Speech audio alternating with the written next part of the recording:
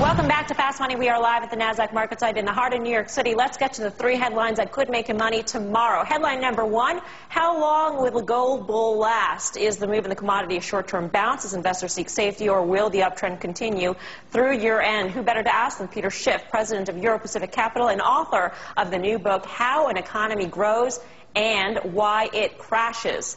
Peter, nice to see you again. Nice to be back. In terms of what has gone on in Europe, does it make you more bullish of gold or less? Well, absolutely. And unlike Dennis Garthman, I am an unapologetic gold bull. I've been bullish on gold for 10 years.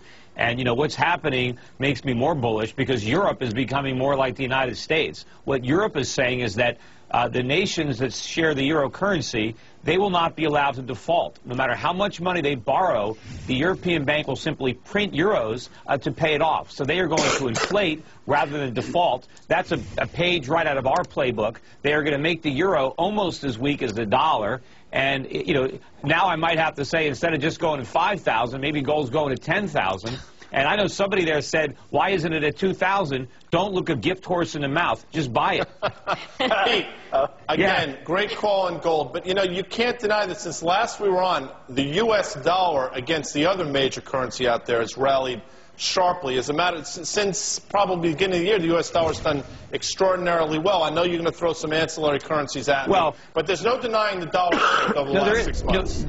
Gold is the best arbitrator of the dollar's value. The fact that temporarily the euro is weaker than the dollar doesn't take away from the fact that the dollar itself is weak. It is losing value. You can measure its value in gold. I was watching on CNBC. It was a different program, and it was a classic, CNBC moment where the host asked the guest if there was only any real demand for gold or if it was just going up. And the guest said that there was no real demand. People were just buying gold because it was a safe haven. That is the real demand. Gold is safety. It's money. It is a way to preserve your wealth. Peter, not to interrupt you, but what if you get an economy that's growing a lot faster than the rest of the general consensus thinks? Our economy? Our economy's not growing. Our economy is a disaster.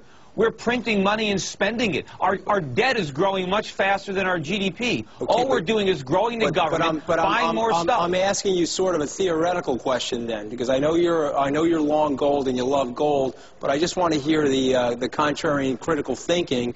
What if the economy grows, and then what do you do? Well, what happens to gold bullion if the economy grows? What if elephants sprout wings? Will they be able to fly? I mean, you're asking me a question. The U.S. economy can't grow. That's a cute television answer, but the truth of the matter is there's a lot of variables in the markets, and that's what makes trading. There's a group of people that actually think the economy is going to grow faster. Yeah, so I'm just curious if it grows every minute. faster, what happens to gold? A lot of them are on Wall Street. Obviously, Peter doesn't believe that the economy is going to grow, but Joe, I want to get you in here. It can't grow with all the new government spending, with all the new regulations, with all the money printing, with all the debt. It is impossible for the economy to grow. The only way the economy can grow is if we save our money and invest and produce. And we're doing none of that. We're doing everything to destroy our economy. Hey, Peter, it's Joe. Before we let you get out of here, I got to ask you, Chinese yuan revaluation, are you concerned that it has not begun the process just yet? And what do you think the effect would be on global markets if they don't revalue? Well, look, the Chinese are going to have to let their currency go up. What's going on in Europe should be making them cringe, because instead of having to prop up the United States economy, now they might have to prop up Europe as well. I mean, they can't be the only ones lending. They can't be the only ones saving and producing.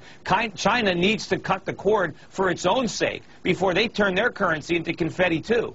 And I think that they will. And when Chinese stop subsidizing our consumption and our debt, it is a big problem for America. It is a boom for China. But, of course, in the long run, the best thing China can do is cut us off. Because the more money they lend us, the deeper the hole we dig for ourselves. Peter, I want to connect the dots for our viewers out there. If you believe gold is going to go to 10,000 an ounce, and I'm looking for a number or percentage from you, where will the U.S. stock market go? Well, the stock market might still be at 10,000. What I've been predicting is that the relationship between gold and the Dow will be 1-to-1, just like it was in 1980 and just like it was in 1929. So that can be gold 5,000, Dow 5,000. It can be gold 10,000, Dow 10,000. I don't know, but I think those two numbers are going to get very close to one another. Okay. Peter, thanks so much. Always appreciate your time. Sure. Peter Schiff of Euro Pacific Capital. Gotta love Pete. Yeah, I mean, he passionate. sticks to his guns. I'm still curious about the elephant sticks to question. his guns. Penguins have wings, I know. I was going to say it depends on what sorts of wings those elephants And sprout. he has been right. You got to He get has been that. right. All right, let's get to the Fast Money poll of the day. Tonight, we ask you, where will gold end this year, 2010? A, 1,000 global bailouts will in fact work. B, 1,200, it's fairly valued. Or C, 1,500, the only reserve currency left. 10,000 is not on there. That's Peter Schiff's prediction. Write in. You can write it in. Log on to fastmoney.cnbc.com right now and cast your vote. Remember the fast message we got moments ago asking when somebody should sell, Jeff, I think, should sell his wedding ring? You shouldn't, but go ahead. We got this fast message in as a response from Dave B. in Madison, Wisconsin. He writes, sell the ring on Friday. Very specific. Look at the RSI, Relative Strength Index. Gold is topping. It'll soon come off 10%. That's actually Jeff's father-in-law.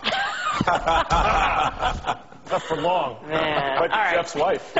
I want to bring back Dennis Gartman for the exclusive preview of the Gartman letter. Dennis, what are you cooking up? Well, I'm going to cook up about the same thing I've been cooking up for the past several months. The euro is weak. The euro has problems.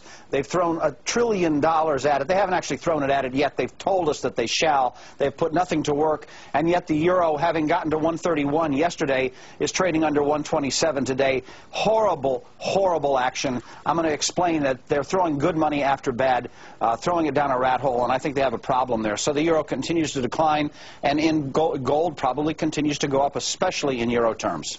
Okay. Dennis Gartman, thanks. Always a pleasure to see you. Thanks for having me.